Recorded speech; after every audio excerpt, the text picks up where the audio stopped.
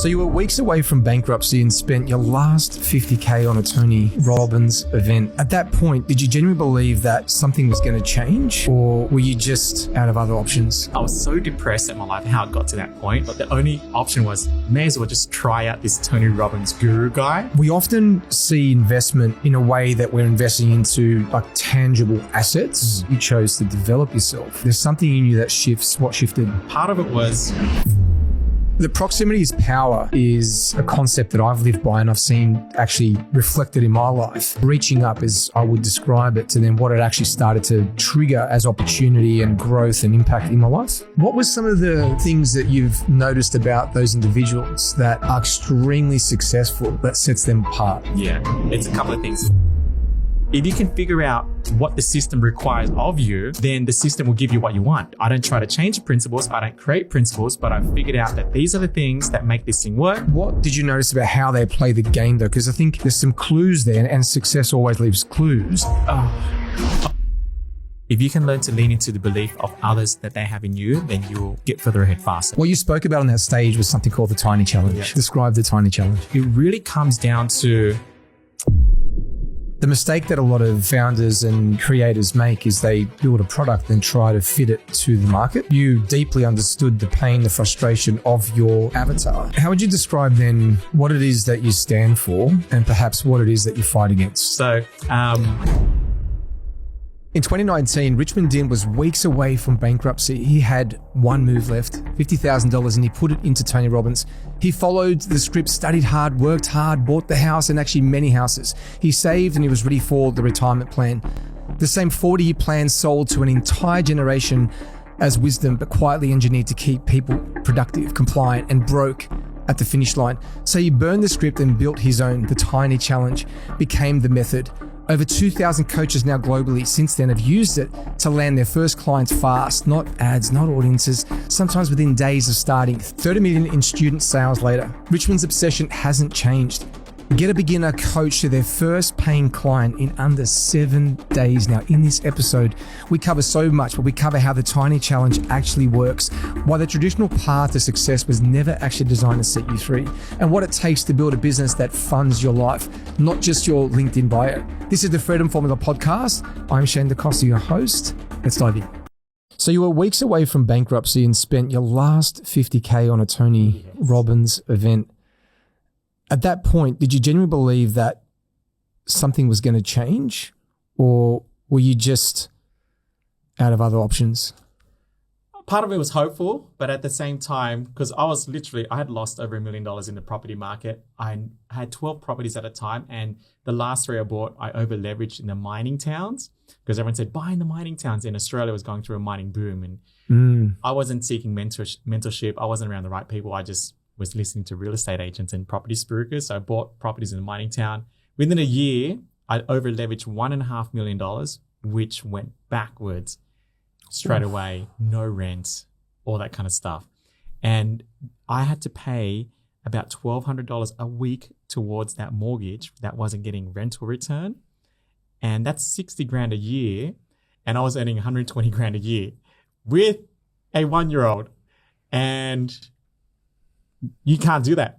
And so the only option for me that I could see at the time was to go bankrupt, but I had $50,000 in savings. And so if you're going to go bankrupt, you need to spend your money. Otherwise, they're just going to take your money. And so I went on a 50K spending spree, but you can't buy a watch because they'll sell the watch. You can't buy a bag, they'll sell the bag. You can't buy a car, they'll sell the car. So you can only really buy an intangible product that, so when you go bankrupt, they can't really sell it back an experience. And I'm not a gambler, so I wasn't going to go to Vegas or anything like that. But I thought I was so depressed at my life, how it got to that point. But the only option was, may as well just try out this Tony Robbins guru guy, give it a go. So I had $50,000 left. My first K went to his live event called UPW, which you walk on fire and stuff. And that was life-changing. And I walked out spending another $15K because he did an upsell. And so now I got home, I got about $34,000 left. What do I do? Well, I've got to fulfill the upsell. Went to the upsell, and there's this guy named Scott Harris, who's his 2IC. And Scott Harris is this, at the time, he had this course on how to become a life coach. And I thought, yeah, you know what? That sounds interesting. Why not? I've got some cash left. I got to spend it. I didn't like optometry anyway because I was an optometrist for 10 years. And I thought, man, so just try out this life coaching thing. He had this 25K course. I thought, yeah, I'll just dump 25K. I got to spend it anyway. And after that, I really believed I could do this. I thought, why not just give this life coaching thing a go? And then I hired myself another one-on-one coach to help me with the life coaching business. And now I'm down to a couple of $1,000s. And I started life coaching more as a curiosity thing or a side hustle. But that grew extremely fast to the point where when I had no money left, I actually didn't need to go bankrupt because I started earning way more money to actually support the 60K a year. And at that point, I was earning about 250, then 300, then 500. And then the 60K a year didn't really matter. And I still got that debt today. Wow. I still have that debt today because I realized that the only reason why $60,000 hurts is because you're earning 120. But it doesn't hurt if you're earning 500 or $1 million. Not if you're earning a lot more. Exactly. Yeah. And so that was the biggest gift that kind of I fell into from going in the mindset, I'm just going to spend everything I have on personal development. And that's how I became a coach. And then I crushed it in life coaching. Life coaches came to me saying, how did you do it? How'd you do it? And now that's how I started coaching beginner coaches and life coaches. Coaching. Yeah. It's so counterintuitive, right? I mean, when you think about the idea that you're literally facing a traumatic event. Yeah. Yeah. Especially in our Asian culture, but in any culture, Any really. culture. But, you know. Yeah. Well, you obviously were aspirational. You were already in a career which you obviously had already studied to be good at. Yeah. You're making money. You're seeking to invest. So you're already trying to make money and build wealth. Coming from an Asian background, I imagine there's huge emphasis on that. But yet here you are, you're staring down the barrel of a situation which you can't really plan for, but yet it's so counterintuitive that, okay, I've got a little bit of money left. Most people at that point go into scarcity, but you went into the complete opposite. Yeah. Well, partly because if I went bankrupt, the bank was going to take every last bit of my cash anyway. So, you know, I kind of had to go on a spending spree. It's just, what are you going to spend it on? And so if you got 50K cash left and you had to spend it on something because the banks are going to take it, then what would you spend it on? And I don't know if something was looking after me, God, grace, whatever you want to call it, but I decided to spend it on something that actually helped me in the long term rather than, I don't know, going to Vegas, gambling, all that kind of stuff. Yeah, like there's something so powerful in that, and that's, we often see investment in a way that we're investing into like tangible assets.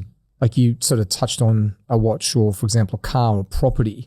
And that's kind of usually how most people see investments. But you saw, actually, I know you say you had to spend that money, but you didn't have to. You still chose to. Correct. It was your choice. And I imagine you are an extremely intelligent person. I imagine you would have also weighed up the pros and cons and recognize, well, in fact, if something's going to change, it's actually me that needs to change. There's things I need to learn. So you chose to develop yourself versus spending on something else or trying to hold that money or reposition that money. You thought, no, I'm going to go and invest it. Yeah, I appreciate you saying that because I did make an unconscious choice to do something that would, I guess, in some degree benefit me and not be destructive to myself or to others.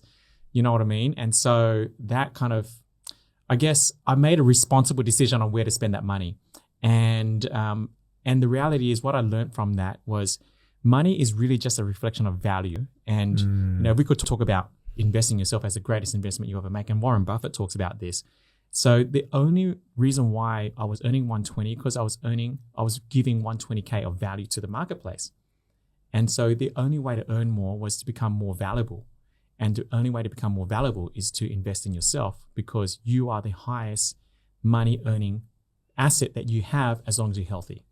And you can buy a property for $1 million and in 10 years time, it might go up.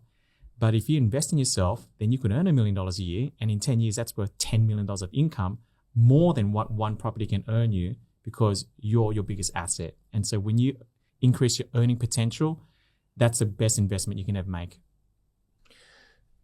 I love the idea of that because it really goes to also our own limiting beliefs and the ceilings that we kind of set for ourselves. When you're earning 120, I would imagine and I love how you've sort of positioned that as that's the amount of value you're bringing.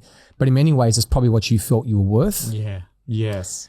So talk to me about then the transition, right? You decide that you're going to go and invest in particular with Tony. You go to an event, something in you triggers, because you don't make that decision unless something does, right? There's something in you that shifts. What shifted? Yeah. Part of it was I was addicted to personal development after Tony Robbins. It was like, wow, what is this stuff? You know, I think most people kind of remember the first time tapping into that world, and everyone else on the outside thinks you've joined a cult, you're drunk the Kool-Aid and stuff. But I thought, where has this been my whole life? And the funny story was 10 years prior, my friend actually gave me a CD set with personal power. Most people watching this won't even know what a CD set is. Yeah. It was burnt. Yeah. And most people don't even understand what a burnt CD is, right? Yeah. And so he burnt this personal power CD. He gave it to me, and I listened to it in my early 20s. And as soon as I put on the first CD, it was complete. I thought it was BS because it said, you can change who you are. And I had this belief that a leopard couldn't change its spots. And I thought, nah, this is all garbage. This is all a scam. And I didn't touch it for 10 years. And then I still had it.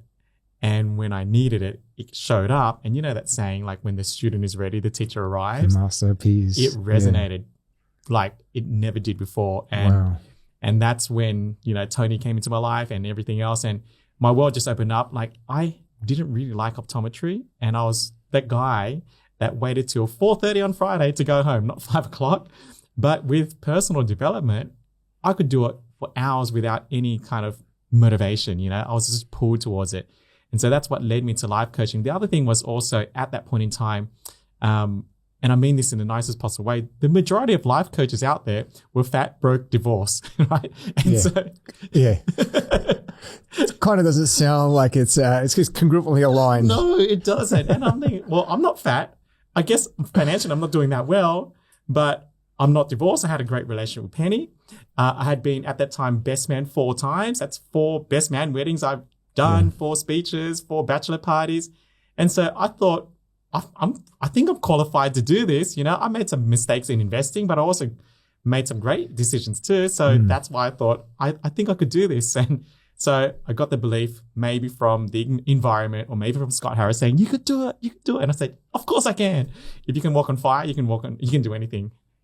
So describe some of the things that actually changed. Like what were some of the internal beliefs that you were facing that had to be reframed or changed? Yeah, the most important thing, and I guess, you know, I'll be cautious in saying this, and Tony talks about it all the time, like who you spend time with is who you become. And yeah, it is the most powerful thing. Like, I mean, that's how we met, right? Yeah. I mean, through a mastermind. Through a mastermind. Exactly. And otherwise, like, and I'm sure most of your friends now are like through masterminds or doing podcasts like this and your network. It is everything. And I didn't really, like, people know it, but they don't live it. And so everyone knows you're the average of your top 5. You know, proximity is power. Always make sure you sit at the front of the room because that's where all the heavy hitters are and the A players are. Some incredible lessons right there. Yeah. I remember Scott said to me, Richmond, when you go to any event, just buy the VIP tickets, sit at the front. And I thought, no way. Like, why do I want to pay $5,000 for a front row when I get the same workbook at the back? Yeah. You know what I mean? Like the same everything at the back. But until the first time I did it, the people there at the front, the network, were very different. And that was the start of my life changing. But back to your original question, what was the moment? The most important person that you spend time with is the person that you spend the most time with, and that's your spouse. And that is the most underrated proximity that people overlook.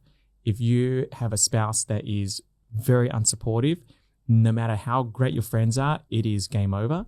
And the converse is true. If you have a spouse that brings the best out of you and supports you and challenges you to grow and has a vision that's aligned with you, then that is more powerful than having powerful friends, because the spouse is the most important. And most people that I've run into, they don't have that sorted out at home. It is everything. It's the foundation. And so Penny, when I said, I remember coming home, babe, I'm going to leave optometry. I'm going to become a life coach. And you know what she said? She said, I always knew you could do it. Like I see you as a life coach. You Powerful. can do it, and she supported me every bit of the way, every bit. Yeah. Sounds like a vision that was cast, and then the final piece of acknowledgement was the thing that gave you the necessary fire to start that journey. Yeah. Because walking on fire is one thing in a room with other people. It's easy to be motivated in that environment, but then it needs to carry on when you leave that environment. And so then you had that support at home. Yeah. Yeah. But it wasn't always like that. And part of it was because I had the conviction within myself. I remember years prior, I bought this property program and it required me to, I guess, send out letters to people and negotiate deals and all that. And I wasn't that person, and she knew it too. And she said, "You're not going to do that." So she hasn't always been supportive, but it's only because she didn't feel my level of conviction. And so, there's two ways. Number one, your spouse, if you've got a supportive spouse, it's awesome. But also you need to come to the table with your own level of conviction as well, that this is what you want and you're not going to fail and you'll never stop, So both of those things had to happen. Yeah, I think you need to come with that level of truth. And you're always going to be faced with this because there'll always be something else. And if you can't sell it to them as to why it actually makes sense and why you're all in, well, then how are you going to sell anyone else in on the idea of that? Yes. The proximity is power is a concept that I've lived by and I've seen actually reflected in my life. Yeah. And I can see direct correlation to when I started operating in that way with that kind of lens, reaching up as I would describe it, to then what it actually started to trigger as opportunity and growth and impact in my life. Yeah. So I suppose when you then started that journey, talk to me about then some of the rooms that you ended up being in and what kind of people you were around and what that then meant for you. Yeah. The greatest part, which not many people know front end, is obviously people seeing me in masterminds. I started out, my first mastermind was Taki Moore, and that's when I got introduced to 7-figure entrepreneurs, and I spent 4 years in that mastermind.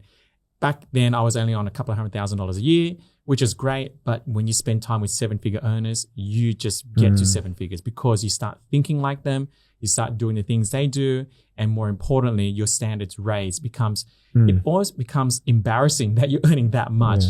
People don't tolerate that level of income. And for example, like if you're watching this right now and you're earning 150 grand a year, you probably wouldn't, and you started spending time with people earning 5 times more than you are either going to leave that peer group or you're going to raise your standards, because the number one human need is to fit in. And otherwise it equates to death. And so if you don't fit in, then you're going to move to a peer group that you feel significant in. Otherwise, you're going to feel insecure in that peer group. So that was the first thing. And then obviously I've joined Russell, Marian's mastermind, and a few others, Andy Elliott's as well. But the funny thing is I got invited to Arnold Schwarzenegger's house. Oh, no way. Yeah. At a private charity event. And so some people see pictures online, me at Arnold's house, and it's a picture of me holding a watch that I won. Yeah, exactly. Yeah. So I can't remember the exact year. I think it was 20. How did that come about? How did you get invited to his that's the private function? Story about proximity. So Scott Harris, my first coach, said, Richmond, whatever you do, always sit at the front of the room. And so in his 25K mastermind, I met some cool people because it's 25K mastermind. One of my closest friends was this guy named Dan Wicklin. And we just got along like house on fire. And even after we left the mastermind, we still keep in contact today. Now, just a random thing happened. I didn't speak to him for about a year. And I went to this event. It's like this multi-speaker event where, they sell all these things, and they've got 5 or 6 speakers selling the stuff. And they got guest speakers and stuff like that. And that multi-speaker event, they had VIP tickets for $2,000 to sit at the front. Or you can buy like a $300 ticket to sit at the back. And I thought, okay, well, Scott told me to sit at the front. And so I sat at the front. And as I'm sitting there, this was in Sydney. My friend Dan's from Melbourne. I'm sitting at the front of this event in Sydney, and there's 3 rows, and I get this tap on my shoulder, and I turn around, and it's Dan. And he's like, Richmond. I'm like, Dan, what are you doing here? Well, I'm here. I'm sitting at the front because Scott told us to sit at the front. And so that event, we reconnected. And I said, hey, what's been up in your world? What have you been doing? All this kind of stuff. And he's doing all these things. And he he won an opportunity to go to Arnold Schwarzenegger's house No way. as a guest for a charity event. And he got along with the person that organized the whole thing. And he said, hey, look, I only have one rule. I always take my bestie Richmond with me to everywhere we go. And can you make that happen? And so, long story short, he made it happen. All because I sat at the front and I met a guy at Sky Harriers event. And at that event, I met Arnold Schwarzenegger. They had Sly was there, Statham was there, billionaire producers were there. It was nuts. There was about lit. 100 people there. Yeah. And then I was there. Yeah. Like life coach Richmond Dean. It was crazy. But the funniest thing happened because at that event, they were serving $4,000 cognac, Louis XIII. And there was this girl there. I imagine you drank a bit of it. Yeah, I did. I tried to be tactful, but I did come back for seconds and thirds. And they were giving out $500 cigars. I had no idea because I don't smoke cigars and stuff. And I took one home and I gave it away to my friend. And later I realized that was $500. Yeah. And they were giving away like just chocolate. Like just take it and taste. I'm like, nah, I don't smoke cigars. What do I want cigars for? And so at that event, I met this girl named Taj, and we hit it off because I thought she was a waitress because she was dressed in black. I said, "Oh, can you get me some Louis XIII?" And she's like, no. "Okay." So she got me some, poured me some, and then I drank. She said, "I'm not a waitress." I'm like, "Oh, okay." Oh shit. So we played that joke, but we became really good friends to the point where she said, "Hey, Rich, so you're a life coach?" I'm like, "Yeah, I'm a life coach." Why do you ask? Because I need life coaching. I'm very successful. I don't need any more money because everyone at this event is successful, right? I'm just really unhappy with my life and I'm going through a divorce. I'm not settled. I don't have any direction anymore. I just need some life coaching. I'm thinking, wow, okay, she wants me to coach her. So I thought, I'm not going to coach her for any fee. I said, how about this? I'll trade you coaching if I can just pick your brain on success, because she owned multiple businesses. She had property and stuff. And she's like, okay, sure. So I coached her on a couple of basic things. When you coach people who are not in personal development and you use very simple coaching techniques, they think you're a magician. You and I, we're just used to what a reframe is. We're used to what pre-framing is. We're used to all these things in communication, but they don't know it. And so her life was drastically changed because I really just changed the model of the world that she sees, and her perception of reality and how she views people and expectations of herself, of other people, kind of stuff. And now she's feeling like, I owe you everything, Rich. And she saw my origin story on Facebook, how I lost 1.2 mil and I spent my last 50K and all that. And she's like, Rich, I'm going to make you rich. This is what I owe you. I get opportunities all the time. And the next big opportunity, I'm going to bring you in on. I'm like, okay, sure. Wow. So I wasn't sure what's going to happen, but maybe she's saying it.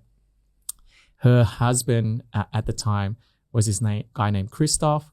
She introduced me to Christoph. She's like, you got to meet Richmond. She called me my therapist. He's changed my life. And now Christoph loves me. It turns out Christoph is a Frenchman and his best friend is this man named Francois. Francois Thibault is the creator of Grey Goose.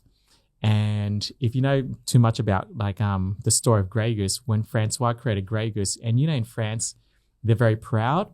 They do not create vodka. They only do cognac, champagne, or wine.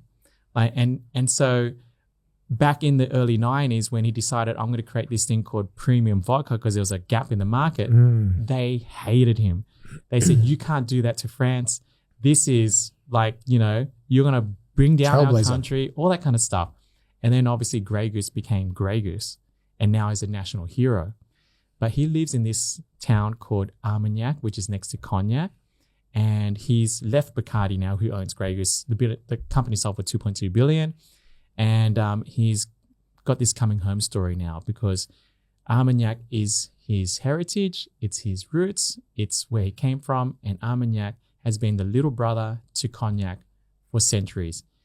99% of people in France drink Armagnac.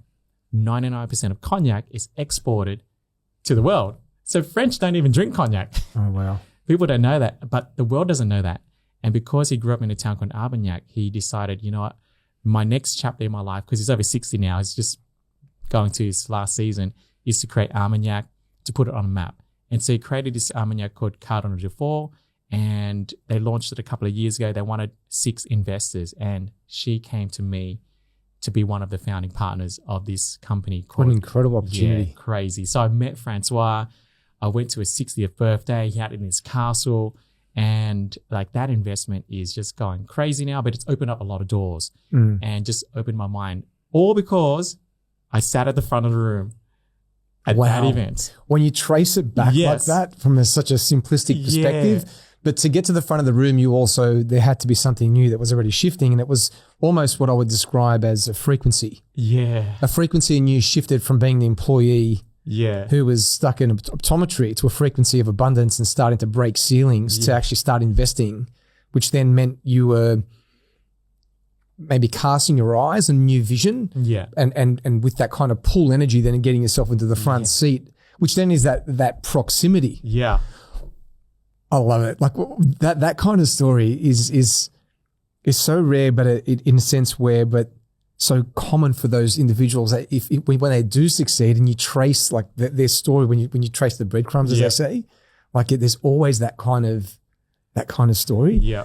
Yeah. What was some of the things that you've noticed about those individuals that are extremely successful that sets them apart? Yeah, it's a couple of things. They're not actually smarter than most people. In actual fact, like if you do like a studious IQ test or whatever, I was dux in high school. Right? Yeah, so, I would imagine so. Yeah, but I wasn't. I was the underdog for a long time. Actually, there was this other kid, and he always got like dux for year 7, year 8, year 9, year 10, year 11, and then come year 12, like I just got the dux award. But I got dux not because I was the smartest. So here's what I've noticed about highly successful people. I got dux because I worked out how the system works. And so if you go around in life looking at how things work rather than just being the pawn in the system. Yeah, exactly. Or in the matrix, Yeah. Understand how things work. Then it's not so much to manipulate the system, but it's just if you can figure out what the system requires of you, then the system will give you what you want. So you can't change the system. The system is the system. You can't change like big government or big pharma or anything like that, but you can work out what they want. And if you give the system what it wants, then it'll give you what you want. And so that's what I learned about highly successful people is like they figured out how it works. They figured out how networking works. They figured out how the money game works. They figured out how investing works. They figured out how business works, how marketing works. Like they just understand how it works, and I'll just apply those principles and then it works. And I don't try to change the principles. I don't create principles, but I've figured out that these are the things that make this thing work. And if I just do those things, then it works like magic. So that's one of the things, how I got high school dux, if you're wondering. I definitely was not the smartest. And so I don't know what they do in year 12 now. I don't know how the schooling system works, wherever you're watching this. But in our days, it was the UAI. And so in year 12, you had to do they recommended minimum 12 units of subjects. And they score all 12 and the best 10 attributes to your final mark. They said that's minimum 12, but we recommend you do 14 to 16 just in case. So if you do 14 units, it's a higher probability, or it's just more likely that you can stuff up more units and you'll be okay. And so it's just a bit of an insurance policy. But I had this theory that I thought, well, if I do more units, my focus is spread.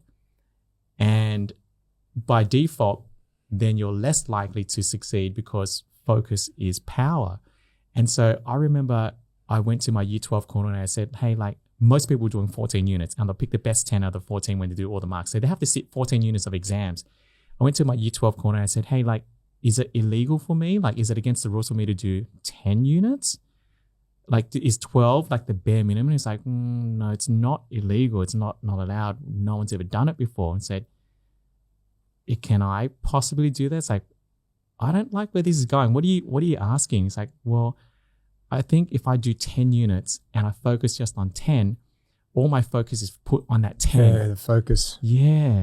Because I'm not a lazy person. I just know that if I put my focus on 14, I'm less likely to have great marks because my focus is spread. And he said, I don't do it, Richmond, because if you bomb up one unit, this is your HSC. This is your UAI. And I said, I think my chances are higher. And he really advised me against it to the point where he made me sign, like, this is what I wanted. Covering himself. Yeah. And I wasn't a legal age to sign. And I remember I brought her home, Mom, can you sign this? She couldn't read English. So, You're like, Mum, trust me. Sure. Trust me, Mum. Yeah, sign them up. And then so I did the 10 units, all my focus on the 10. And what happened? Smashed it. Got ducks. Wow. Yeah. It seems like you have an incredible ability to ask questions that are perhaps a little against the status quo. Yeah. I've always been curious as to how things work. And even in multiple choice too, like, you know, back then, I don't know what the exams were like. For example, certain subjects had multiple choice answers. They had A, B, C, D, or E. And if you didn't know the answer, you were just guessing. And one year I thought, like, you could stab a guess. This one, if I don't know this, I'll go A and D and E and C and B and just randomly guess answers. And I thought, well, if I stick to one answer, I'm more likely to get, like, more right because I'm just sticking to one B. Like, for all the answers I didn't know, that year I just decided, yep, it's all B. If I don't know it, B. If I don't know it, B. If I don't know it, B. I didn't want to just mix and change around. And that year, most of the answers were B. So I just got lucky. I'm telling you, I'm not the smartest person. I just figured out, okay, well, this is probably more likely that this is going to be the case and whatever it is. There's a lot in that though, because there's ways like for example, in most things in life, you sort of talked about understanding how the game works. Yeah.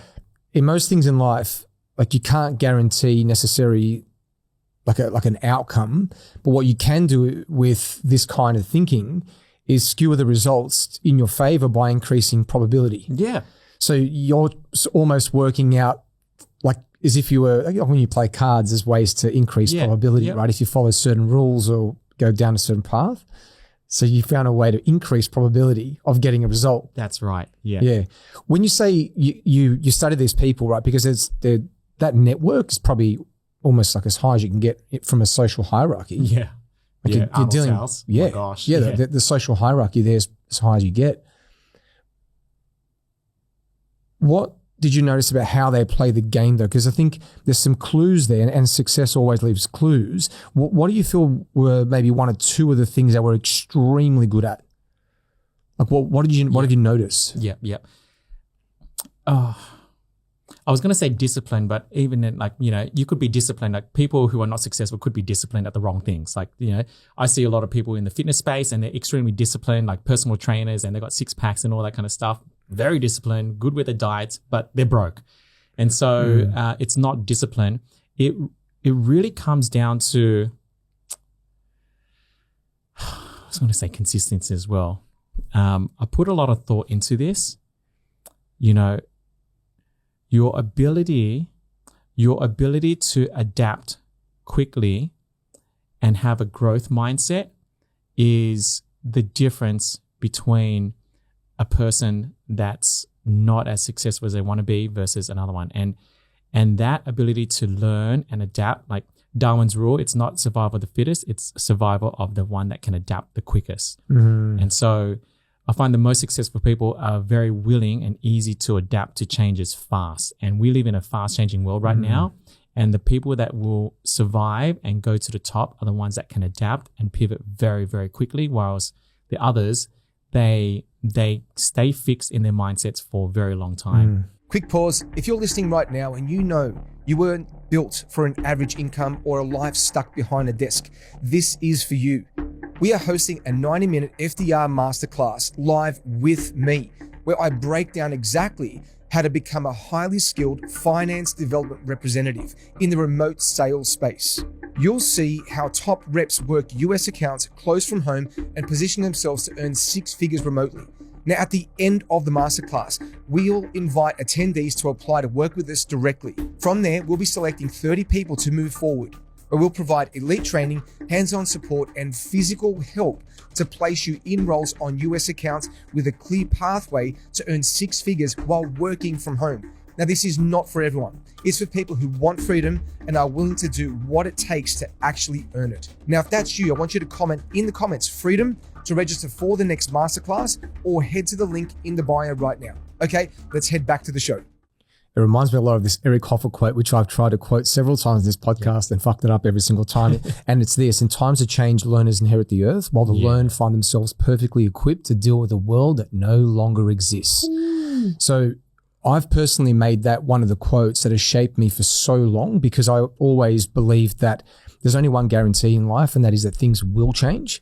There's nothing that actually remains the same, irrespective of our efforts. Your bank account, your health, your relationships, your family, the environment around you. I mean, businesses that you've built and got to a certain point, at some point, the environment will change, the opportunity will change, whether it be through technology or competition. So if I sort of reflect on those individuals in my life that I either aspire to be like through masterminds, or you see how quickly they adapt, exactly what you said, they adapt so quickly to how things are changing. They have an innate ability to recognize an opportunity because of that growth mindset, which is one of the main, I suppose, features you've described of the way they think. They always see the possibility. They're willing to test very quickly, validate the idea, to put some action through their ideas, and then they jump on the thing that obviously works. They're just willing to fail more. Yeah. It sounds like the relationship with failure in their mind is different. They've reframed failure. Yeah, 100%.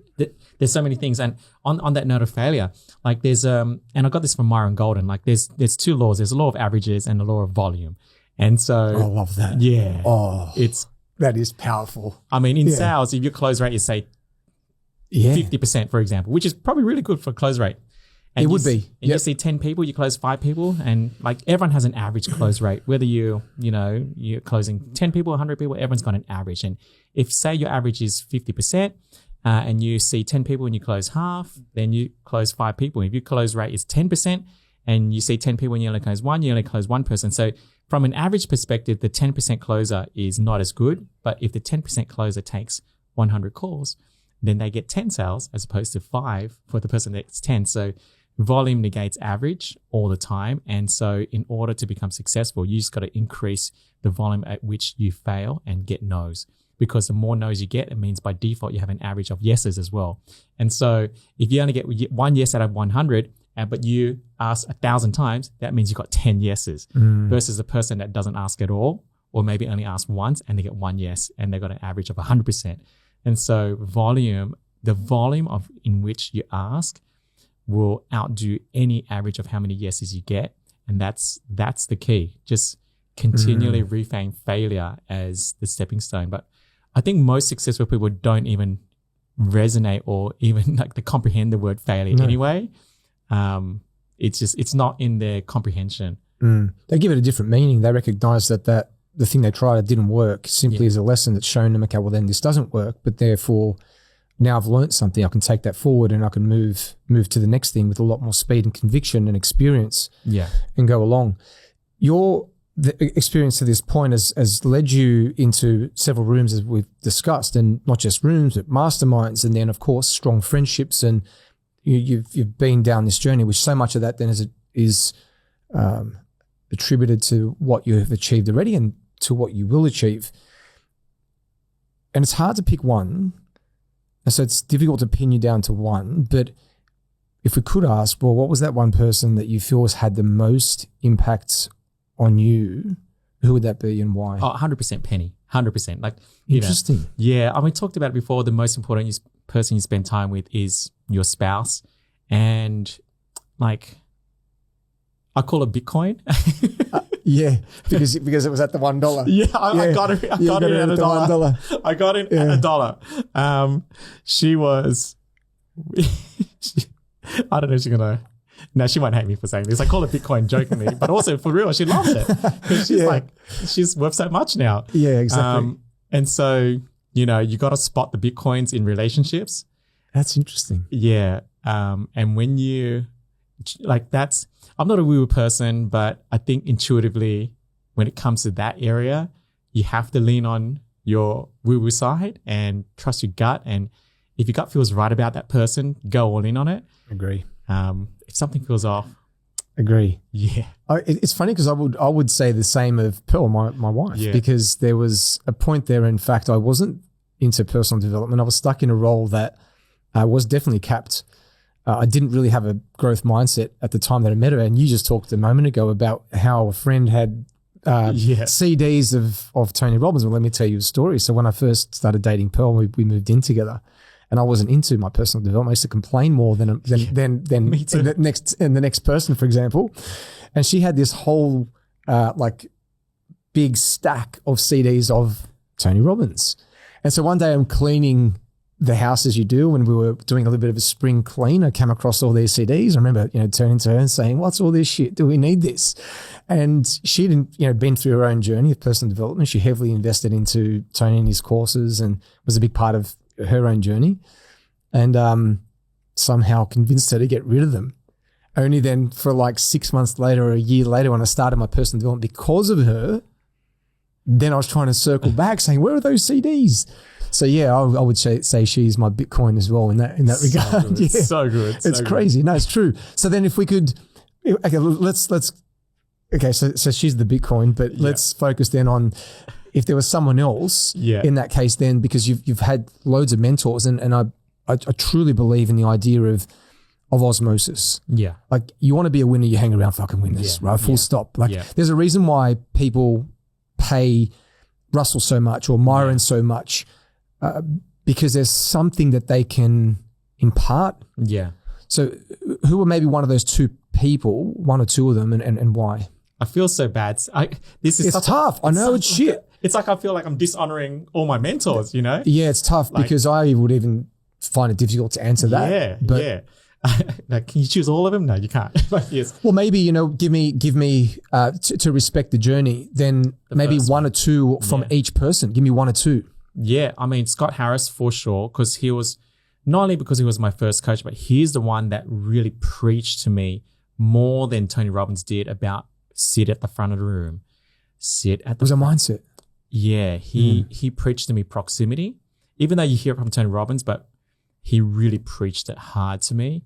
And he said, Richmond, whatever you do, because I was going to a lot of events back then, always sit at the front of the room. I don't care what you need to pay. Get out of your head, sit at the front, always sit at the front. And from that, when I first did it, like my first Tony Robbins event, I sat right at the back, paid $1,000. But my next Tony Robbins event, I upgraded to the diamond section, and then I knew the difference. And then that event where I bumped into Dan, I knew the difference. And so from that one advice changed everything, because from sitting at the front of the room and understanding the power of proximity, then opened my eyes to Taki Moore, then Russell Brunson, then Myron Golden. And so that was the catalyst for me to be very intentional on who I spend time with. And so that's when I started to shed the friends that really, I guess, were being toxic or tall poppy syndrome or were just not at the level that, you were playing at, you know what I mean? And so then I had to be very intentional about letting some people go and then adding some new friends in my circle. I really believe that who you spend time with is everything. I call it the eighth wonder. It is the invisible force that dictates your beliefs, your values, your religion, what you eat, your weight, your income. Everything about you is dictated by the invisible force called the eighth wonder, which is proximity. I mean, if you cut my wrist, and I believe my blood type is eighth wonder. And so Scott really got that message home to me. So he's the one that I would say changed it all for me. Yeah. And that I would look back at even my experience with that, and I can see how that then plays out. Like it's one of those things that a lot of people aren't willing to walk through, right? Because it's it's the shedding of who you were to become who you need to be. Yeah. And when you start to hang around these types of people, when you start to be inspired by them, you're hearing what they talk about. They're focusing on different things. They're not in problem mode. They're in solution mode. They're looking for opportunity. And what I find is then you can't help but take on those attributes. You have to leave people behind. I remember there was a very distinct point in my journey as well. It was probably only about 12 months in that I had to make a very specific decision to leave certain people behind. But it wasn't because, you don't love them anymore. You still honor their contribution at some point. But in order for you to become who you want to become, like there's just different rooms you need to be in, different conversations you need to be having. And you get to choose, right? Because you don't have to, you get to choose. So you kept choosing that. You keep pushing yourself in. I want to focus on that thing Scott told you about getting to the front of the room. As you say that, I can see you walking to the front of the room, and it's not just like words someone telling you. It is more than just intention. It is legitimately physical action of you saying, I belong at the front. And I always say to people, like in mentoring the people that I work with, and I ask them this question often that stumps people. How do you think the royals became royal? How? By the tip of the sword.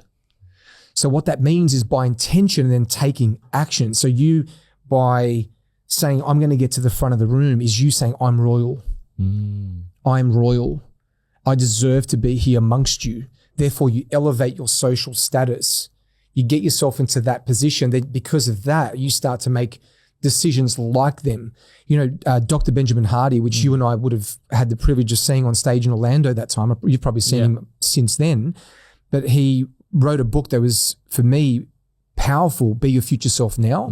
And in that, he talked about how when you cast a vision of who you want to become, you don't wait to be that person to start thinking and behaving like they do.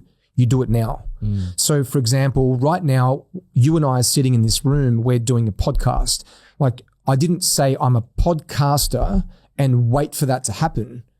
I made that decision and then I started taking action. Yeah. And so you need to do the thing in order to become that person. Yeah. So by you wanting to be royal, changing your world, attracting high levels of success, like you legitimately had to get into the front of the room, but you had to pay a price. Yeah. And when you say that, for me, I can't help but go back to this moment, and you were going to light up when I talk about it. When I saw one of the greats pitch in Orlando, Russell Brunson. Yeah. You remember the pitch, and he was talking about at that particular moment, and he was very excited about the introduction of the word escapes my mind now. The method where he builds in continuity. Yeah. What was that? The linchpin. The linchpin. So he was presenting on the linchpin. He was giving his master plan on how he was going to release this into the world, what it was going to mean. And then he broke down a masterclass on, I believe that would have been a Wednesday night or a Thursday night, day 4, basically. You would have been in the room studying like I was. I'm watching everything that he is doing and saying, right? And half the room, let's say, took the opportunity, just to give it a kind of bit of numbers, and bought. Yeah. But then another half, let's say, didn't. Yeah. The next day, you and I back in the same room, we're witnessing now the repitch, and a gentleman, Myron Goldman, gets up and he did a pitch that I would say is like poetry in motion. Yeah. Like I was in awe. Yeah. And why I was in awe, because there was something about it that was just different, a different energy. It's so hard to explain it unless you were there, but I could see you lighting up, and in a moment you're going to start sharing what you took away, and I want to just give you like what I experienced. What I experienced in that moment was this pitch, almost like the piper playing this tune that just was so powerful that you couldn't help but pierce your soul, and you had a decision. You could not stay in your seat without at least acknowledging whether or not you are full of shit or whether you mean it. And he forced you to confront the truth. Like I say that because as I'm listening to what he's saying, he forced every person in that room to confront the truth. Are you happy with your situation? It's a yes or a no. If you're not happy, put your hand up. And then people put their hand up. This wasn't verbatim. This is my recap. And then he went to the next layer. Now, if you put your hand up, I want you to stand up. Yeah. And when they stood up, then he laid a little bit more and he said, I want you to come to the front of the room. And then when they got to the front of the room, he said, well, now guess what we're going to do, my friends? We're all going to walk to the back of the room. You're going to get your credit card out. Why? Because when you pay attention. I couldn't give this to you for free because then you wouldn't value it. And so because I love you, I want you to change. I need your life to be better. You're going to have to walk with me. You're going to have to commit. Because if you commit on the other side is the person you want to become. Mate, so many people stood out of their seat. Yeah.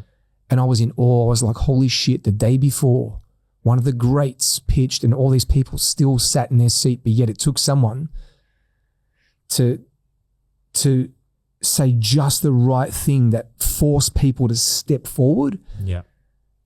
It was magic. It was poetic. It was poetic.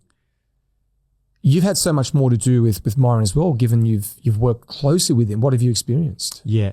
Myron is one of the greatest stage closers in the industry, probably on the planet, in every industry, right? And you witnessed it. We saw it. It was poetic. I've also realized he's one of the best one-on-one closers as well. Wow. So how well, I invested $350K USD in his VIP Day mastermind, which is $550,000 AUD, and it's paid in full, which is like a house, you know, like not in Sydney. 350 USD. Yeah. 550,000 Aussie. 550,000 Aussie. In Aussie. Brisbane, you could buy a house in maybe. And what did you get for that? Yeah, it's a good question. So I'll mention what I got in a second, because how he sold it to me was poetic in itself. Wow. Yeah. And again, like I'm always thinking, okay, if all I did was just break down how he sold it to me, even though I bought it, that would be worth 350K already, because I can apply the principles on what he did. And I did apply the principles. And so we sold 3 $1 million offers and 11 100K offers. And so just applying the principles, but how he sold it to me. So there was an event at Russell Brunson's mastermind, and you know, at these masterminds, you get up and you share with them your business and what your constraint is, and they give you some feedback on how to solve that problem. And I drew out my ascension model. At that point, I had 5,000 and a 25,000, and Myron's in the room, and he's like, "Where's your 100K offer?" I'm like, no, I got a 5 and a 25. That's our business model. That got us to multiple 7 figures, and we're good with that. It's like, but it's incomplete. You don't have a 100K offer, because Myron is very well known for helping people create 100K offers, like premium value offers, you know, and sell them, and even $1 million offers and sell them. And I said, well, I don't have one because I don't think I'm worth 100K, you know. It came one of those sessions.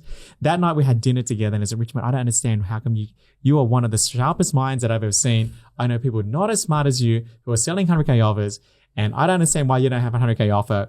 And he played this game, and he put out a $100 note, and he said, I need you to give me $10, and you got a minute to do it. And if you give me $10, I'll give you a $100 note. And I couldn't find $10 to save my life. I didn't have American currency anyway. 60 seconds went down, and I lost the game. It was like, Richmond, why didn't you just ask the table for $10? Like, you know. So simple. And Russell was sitting next to me, and I was so embarrassed by the game. He said, the point is, did you want that $100? I said, clearly not bad enough. And he said, okay, hypothetically, if I was to give you $1 million and I said you have to give me 100K, would you do that? And I said, yeah, I would. Great. So that's the offer. How you sell 100K offers is to promise a 10x return. It's not about selling your soul or selling your time or having it for dinner. And that night, I hope if you're listening, you're catching this. Sell the outcome. Because I had a limiting belief that if I sold a 100K offer, then I have to make them breakfast. So, which is a big mistake. Literally on the way here, I was talking to a new business partner with the Freedom Academy, and we were talking about how, for example, in our offer, the competitors are all selling the thing. Yeah. And I said to him, we don't sell the thing. We sell the transformation. Yes. We sell the result. Yes. Right. And because of that, and this is truth, we were talking about our 100K offer. How do you like that? Let's we were go. literally talking about what's that 100K offer. Yeah. Because we've got our current ascension. Yes. We're talking about our 100K offer. It's crazy. Mm. You know the amount of people that want to buy a 100K offer? It's a lot. I would imagine. Yeah. Yeah. And I would love to sell it to them. Exactly. Yeah. It's kind of like, I see dead people. They're everywhere. Yes, they're everywhere. Yeah, I saw these people wanting to buy 100K offers. So I bought them. What a lesson. Well, so that night, so I hadn't bought anything from Myron yet. So that night, I was so embarrassed because I lost the game. But what a lesson. What a lesson. So I got back to my hotel and I texted my very first 100K offer to a person I thought that might take it. Someone that is already working with me, but I wanted to upgrade her to the 100K and said, hey, Kaylee, I've got a 100K offer for you, but I'll tell you more about it tomorrow. She said, no, don't tell me now. Okay, well, do you trust me? She's like, yeah. Cool, well, I just need 10K down. I'll tell you more about it tomorrow. And she's like, okay, sure. She transferred me 10K down and I sold my first 100K offer that night. The next day, it's crazy. I went to Myron, I just sold my first 100K offer. I couldn't believe it because I lost that game. Yeah. And it's, can you shoot a video for Kaylee to congratulate her because it's the first time? He's like, sure. Okay. And I put out my phone. We shot a video together. And he's like, congratulations, Kaylee. You're Richmond's first one. And that's your rite of passage for you selling more your 100K offers. And on the video, I said, oh, Kaylee, one of the things I want you to do is I want you to meet Myron because proximity is power. So part of the 100K offer, Kaylee, I'm going to introduce you to Myron. And Myron's like, oh, okay, sure. Well, you know what, Kaylee? Well, since I got Richmond on the phone right now, I'm going to make Richmond a 100K offer. There you go. And he pitched me a 100K offer. And it's like to spend a day on his yacht. Yeah. And also to fly back with him from Boise to Tampa on his jet, which is a 5-hour flight. So we're going to mastermind for 5 hours and he's going to help me with my business. And he said, if Richmond says yes right now, I'm going to allow him to take you as a plus one. And I'm like, okay, Kaylee, I guess I'll give you the 100,000 you're giving me to Myron. and then I said yes to Myron's 100K offer. And that was the first time I signed up to his 100K, but here's the upsell. So I went on his jet. At the end of it, first time I flew private in that fashion. Yeah. Awesome experience. I saw the photos. Yeah, it's so good. And it was mind blowing. Like the value you get with him like in a private setting like that. There was only about 4 people on the jet. It was awesome. At the end of the jet, this is how he closed me to his 350K. He said, he leaned over to me because we were sitting next to each other. I said, hey, Richmond, how's the last 5 hours been? It's been amazing. Cool. Well, the question I have for you is, would you like this to be a one-time experience or a new standard in your life? Oh. And I'm like, because if you upgrade to my 350K, I'll absorb the 100K for you right now. Oh, no brainer. And I'm like, don't do this to me. Don't do this. What a closing question. Repeat it. Yep. Would you like this to be a one-time experience or a new standard in your life? Pay attention. Yeah. If you're listening to this podcast and you need to zoom back to that, rewind it, go back and listen to it again, because the question there binds you to who you want to become, like the type of life you want to experience. And it's either a yes or a no. There's no maybe pile. At that point, you're confronted with truth. And I would always say, in sales, so much of it is taking people to truth and testing their boundaries, right? Because what I hope a lot of people are capturing is that experience, what it's also doing is expanding your mind. Yeah. Because when you're willing to pay 100, you legitimately open yourself up to be the type of person that would demand 100 from someone else. Yeah. Like I literally said the other day, and when we were sort of talking amongst the team that are now building out, the Freedom Academy, what we're doing, I said, hey guys, I said, in 2017, I sold a personal training package for 140K. I want you to imagine that, right? Because adjusted for inflation today is probably 170K, right? 180K in a industry that is in a race to the bottom. I want you to just grasp that. They trade time for money, right? There's literally like more and more coming into the market every single day. So there's lots of supply, right? It's no scarcity.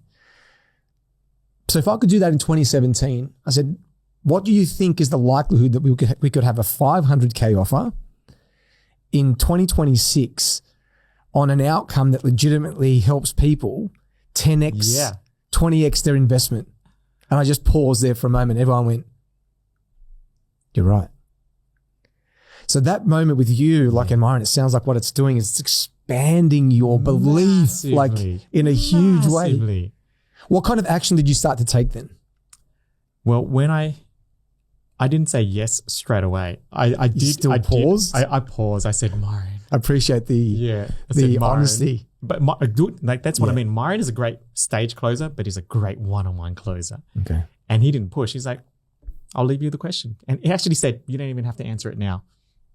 I'm like, so he allowed me. He probably read my body language that I already freaked out at a 100K offer. I've never spent 100K on one offer, yet alone 350. So he probably read my body language that you don't even have to answer it now. And I'm just sitting there. The jet's landing. The intensity is building. Couldn't sleep, It just and that brewed. And it probably took me a couple of days to eventually get back to him and said to him, all right, yep, I'm in. I'm doing this, Wow. But the moment that happened and I transferred him the money, something that I didn't think would happen happened. And that was a shift in the identity that you're talking about. Because for the first time, I really felt like I was playing a bigger game properly. Like you talk about, you have to take the action to become the person. You don't become the person, then takes the action. Like the action dictates the person. And that was a life-changing moment because then I started thinking very differently. I've just felt like a different person. I said to Myron, if you don't deliver on the next 12 months for me, I've already got my transformation. Wow. Yeah, it was insane. I would highly encourage anyone. An internal shift. Yeah. The moment you do something like that, your world will shift in ways which it's hard to describe until you actually do it. Until you're actually there. Yeah. You spoke from stage at a Funnel Hacking Live, which was in Vegas. And it was a very unique event because due to some of the disruption earlier, in the years, the ClickFunnels event, had to sort of change their cadence, and then they held this digital online event. It was cast of the world, but Russell's inner circle, Russell Brunson's inner circle was there. There was probably about 100 people in that room, and you're one of the standout presenters. Legitimately, you're one of the standout presenters, right? So describe who you feel like you had to become in order to stand on a global stage like that, literally surrounded by the best of the best.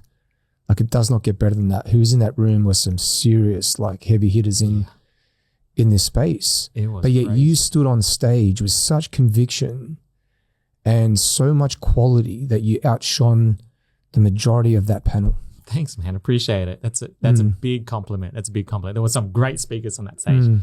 So appreciate it. Well, the first thing, I always believe that if you're being chosen to be in a room or by a mentor and you feel like you're out of depth, then lean into it because they chose you for a reason.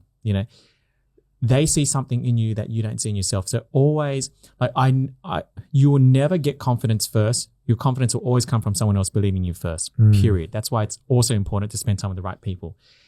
I've never seen a person become successful by getting confidence first. I've always seen it the other way around when someone else sees the X factor or that thing in that person and says, we need to make that person big. It's like someone else believes in you first before you do. And most of the time, it's probably your spouse that sees your vision, that sees your goal or your gifts or whatever it is.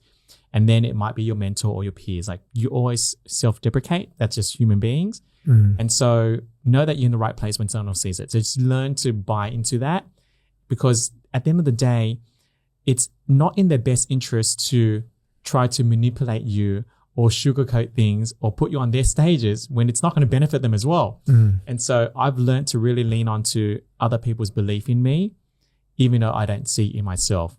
And you probably have people in your life right now that you see a lot of potential in them, but they don't see in themselves. And you wish that they could lean into your belief into them. And so if you can learn to lean into the belief of others that they have in you, then you'll get further ahead faster. Not from an ego point of view, but just say, what if they were right? Yeah, what if they're right? Yeah. They obviously see something in you for them to ask and request that you do the thing. Yeah. Whether it's to coach in a community, whether it's to stand on stage, if they're putting you in front of their audience, it's because they truly believe you're going to add value, because they would otherwise protect their thing. Of course. People always need to have someone that believes in them. Yeah. I love the idea though that action comes before the confidence. So often people get it wrong. They think, well, I want to feel confident first that I can do it before I actually do it. Well, hang on, it's like saying I want to kind of know that I can swim before I practice swimming. Yeah. Like you literally have to do the thing and be willing to fail and reframe the failure in a way that is stacking lessons and in order for you to become who you want to become, right? Yeah. What you spoke about on that stage was something called the Tiny Challenge. Yeah. It's brilliant. Thank you. Describe the Tiny Challenge. That came about. So I was sitting on gold that I didn't realize. So we've been teaching a Tiny Challenge. In short, it's a marketing vehicle. So when you're marketing to clients online, you can do a webinar, a VSL, a funnel. You can do a website, book a call, setters, cold calling. You can do group challenges. And a Tiny Challenge is a marketing vehicle, but it's designed for the beginner that doesn't have a following. And it's a 5-day challenge, done 5 calls over 5 days, generally about 30 to 45 minutes long, one-on-one. That's the key. It's one-on-one, which means you can pick up your phone, use your phone. You don't have to do the tech. Crazy technology. You don't have to worry about what time should I run it, because it's an agreed time, because it's one-on-one. The person gets huge amounts of progress. You don't have to be on camera. You don't have to have a huge following. You can just do a very simple post or reach out to your current network. It's very easy to find your first 10 people to do it on. It's very forgiving. The reciprocity is really, really high. But the reason why that became a thing was, again, back to the whole proximity. So we've been teaching, we called it a one-on-one challenge, right? And for probably close to 5 years now. And I remember I met this guy named Pedro Adeo in Russell's mastermind. And back in 2020, 2021, he was the in thing in marketing, because challenges were like going crazy. And so we met, we hit it off, we became really good friends, and I came over his house. And so he was the challenge guy. And I said to Pedro, Pedro, so, I want to share with you something we do. It's getting great results, for the absolute beginner, because, if someone hasn't done a challenge before. It's daunting to put that together. I mean, I just did one for our community, and we crushed it, by the way. Yeah, I haven't shared the details with you. Good. But the point is, it does take a lot of coordination and a legitimate team behind you to structure a challenge. Especially if you've never done one before, or you're just starting out. Like, I believe that unless you've made $1 million, challenges are actually very hard. Extremely hard. You're better off doing definitely something else. Exactly. Yeah. People don't realize how hard it is. And so I said, most of our students, if they haven't even made the first 10K, we just do this thing called a one-on-one challenge. He's like, what's that? Oh, it's just one-on-one. He's like, do you teach at front end? No, not really. They come into our world and we just show them what it is. It's like, say it again. It's a one-on-one challenge. Like, you and one other person. It's like,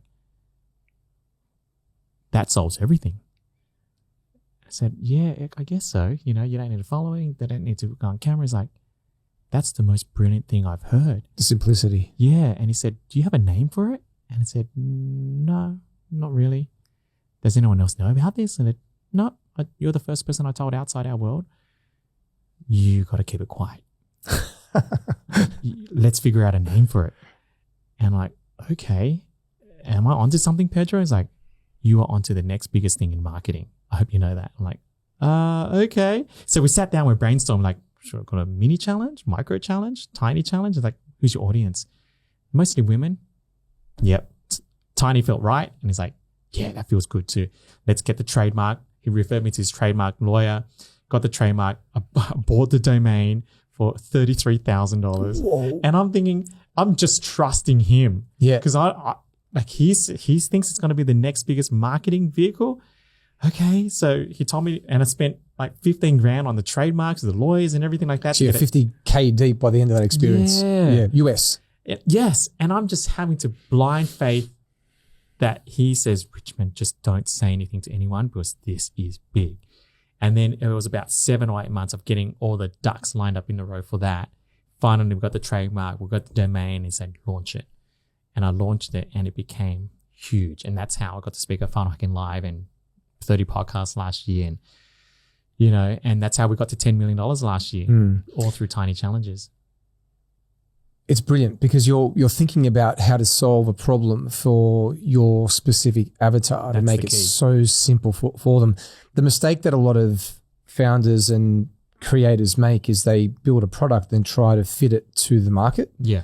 Whereas you deeply understood the pain, the frustration of your avatar, the challenges they're facing, and then made something that would actually get them to the transformation without it overwhelming them. Yeah. So they can actually start to gain some traction. Yeah. What are some of the results you've seen from the Tiny Challenge? It's crazy. I was in Myron's office, and because he interviewed me about it, he thinks it's the most genius thing ever. It could be extremely high ticket too, right? When you think about the approach, I mean, it could be a paid one. Yeah. Yeah, because beginners will do a free version because it's easy. You don't have to try to sell it. But Russell was so hooked on the idea after he interviewed, he's like, Richmond, this is so genius. I remember he voice clipped me when I was going back from his podcast. He said, Richard, like, this is my head spinning. This is the most brilliant thing I've ever heard. Like, if this was out 20 years ago, it would be a game changer, right? For the beginner, he's like, can I do one? I said, yeah, I guess you could, but I'll do a paid one because you're Russell Brunson. I wouldn't do a free one-on-one 5-day challenge. I'll do a paid one. He's like, yeah, that's what I'm thinking, a paid one.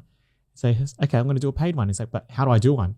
And so he literally said, Richmond, can you show me the framework? Because I want to be the perfect case study for you.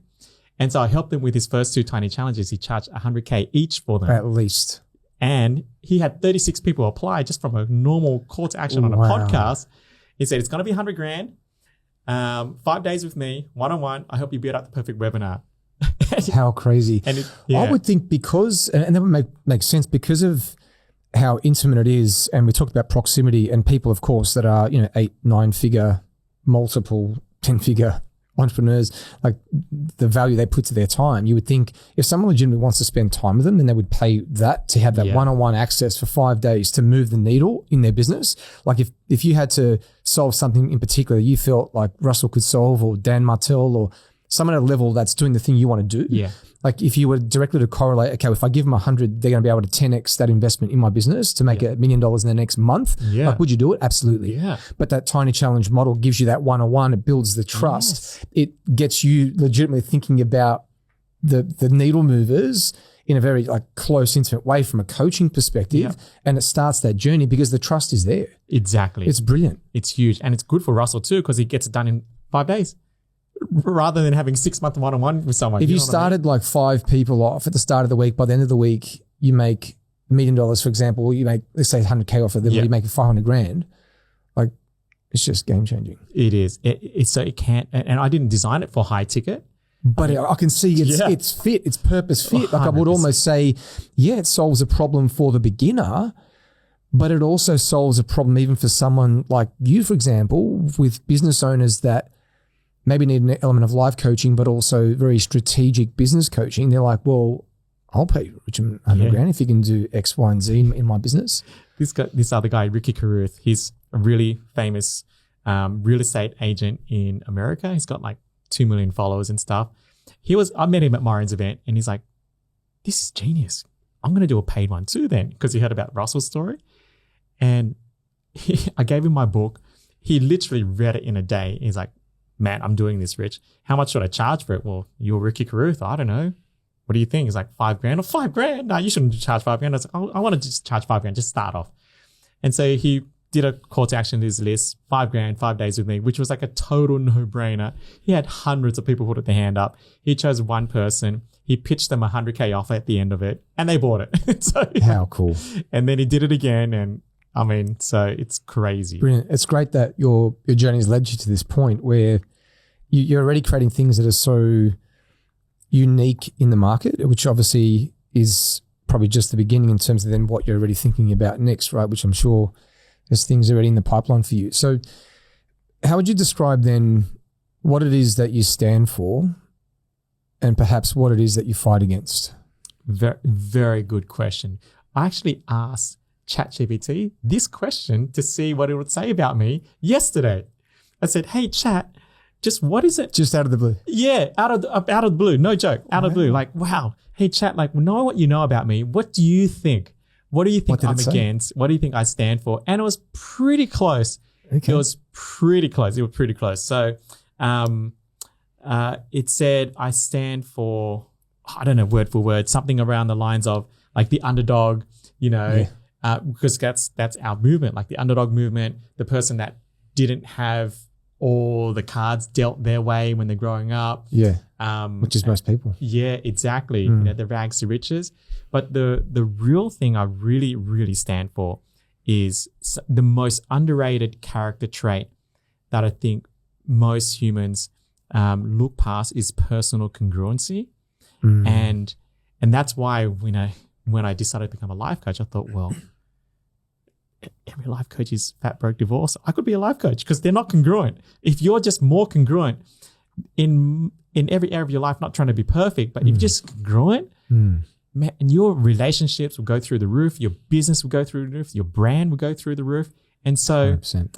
it's just people just not valuing that because they value their fear more than their word.